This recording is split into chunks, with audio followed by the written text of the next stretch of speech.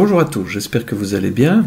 Aujourd'hui, nous avançons dans les tout premiers versets du chapitre 15 de Marc, qui relate la comparution de Jésus devant Pilate. Après le procès nocturne devant le Sanhédrin, chez le grand prêtre, au chapitre 14, vient maintenant le temps de la comparution au grand jour. L'épisode se situe au matin, après le chant du coq. L'anonymat du grand prêtre laisse la place au personnage de Pilate, gouverneur et préfet romain.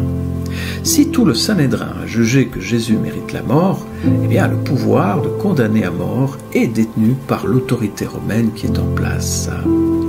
Le dernier mot, donc, l'ultime et vrai jugement, revient donc à Pilate. C'est lui qui maintenant va reprendre l'instruction, mais cette instruction prend une tournure étrange. Car la forme ne permet pas de déterminer spontanément la nature de cette rencontre entre Jésus et Ponce Pilate. Est-ce une comparution, un interrogatoire, une confrontation ou une controverse?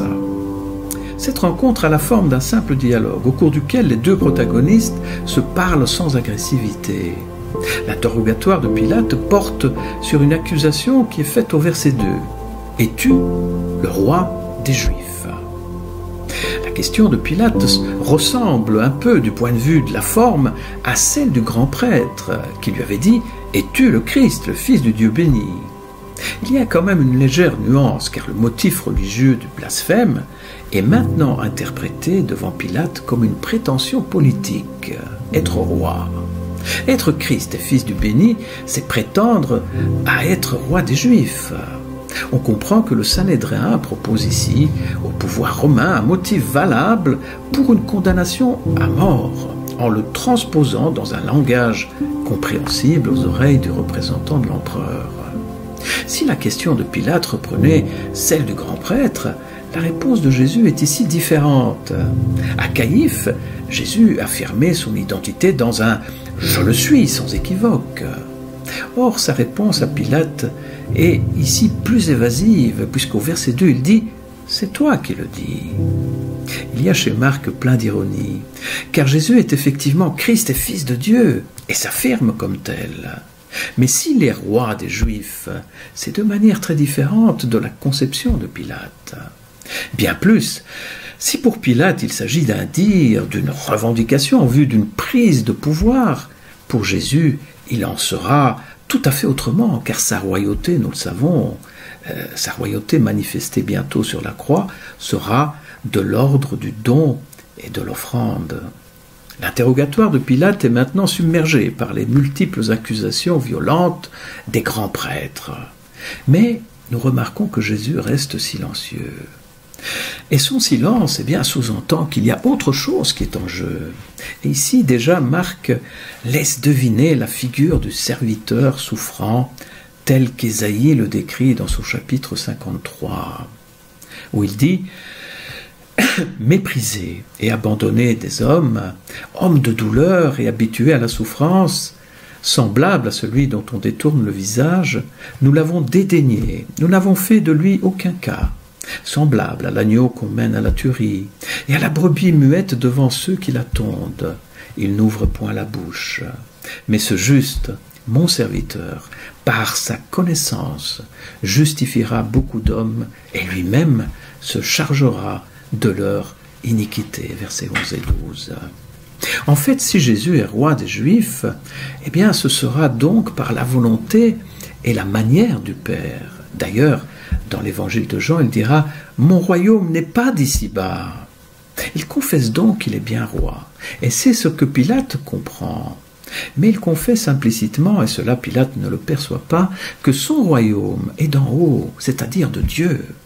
C'est une royauté bien plus grande que toutes les autres. Le règne de Dieu, règne d'amour et de justice, sur toute la terre à jamais. C'est une royauté d'espérance. Et pour appuyer cela, Jésus évoque la vérité. Et il dira « Je suis né, je suis venu dans le monde pour rendre témoignage à la vérité. Quiconque appartient à la vérité, écoute ce que je dis. » Qu'est-ce que la vérité ? Répondra Pilate dans une réplique célèbre. Cette question est essentielle, même si dans la bouche de Pilate, elle apparaît purement rhétorique, puisqu'il ne laisse pas Jésus répondre, mais qu'il sort immédiatement dire à la foule et aux chefs du peuple qu'ils le livrent à leur bon vouloir. Cette question de la vérité traverse tout l'évangile de Jean. D'ailleurs, la vraie question, ce n'est pas qu'est-ce que la vérité, mais qui est la vérité ? Parce que la vérité s'incarne dans une personne unique, la vérité s'incarne dans la personne de Jésus-Christ, le Fils de Dieu, parole faite chair qui a habité parmi nous, pleine de grâce et de vérité. Jésus est le chemin, la vérité et la vie. Quand Jésus parle de vérité à Pilate, c'est de tout cela dont il parle. Il lui parle de l'évangile donné par le Père, apporté par le Fils, vécu dans l'Esprit. Il est vérité. C'est-à-dire qu'il est solide, fiable, constant, qu'il est présent, amour et espérance. Ça veut dire qu'on peut s'appuyer dessus, qu'on peut se fonder, qu'on peut construire dessus. La vie du croyant se développe dans cette vérité, tandis que le mal se développe justement dans l'absence de vérité. Cette vérité est objective. La force des paroles de Jésus, les textes de la Bible, de l'Évangile, de la parole de Dieu est une force qui nous touche, qui nous édifie, nous bouscule parfois, oui, mais nous relève et nous envoie. Cette vérité est aussi subjective, car c'est une rencontre entre Dieu et moi, Dieu et nous autour du Christ, avec l'Église. Cette vérité est faite de rencontres, de partage, de prières, de méditation, de fraternité. Elle est appel à la relation, car elle est elle-même une personne, c'est-à-dire le Christ, parole faite chair et présence de Dieu auprès de nous et avec nous. Hélas, Pilate est incapable de prononcer un juste jugement, préférant satisfaire la foule que les mécontenter. Jésus n'est pas seulement prisonnier de Pilate ou du Sanhédrin, il est aussi prisonnier du jeu, de la gloire recherchée, de l'orgueil obstiné. Jésus est maintenant livré et flagellé, humble et humilié. Il marche maintenant vers la croix. Seigneur, au travers, Seigneur, de ton sacrifice, Seigneur, nous voulons te remercier parce que, bien qu'innocent, tu n'as pas voulu exercer ton autorité de roi, Seigneur, mais tu as accepté de te taire, de subir l'humiliation, en acceptant la croix, en te chargeant du châtiment qui nous était réservé, Seigneur. Tu as tout pris sur toi.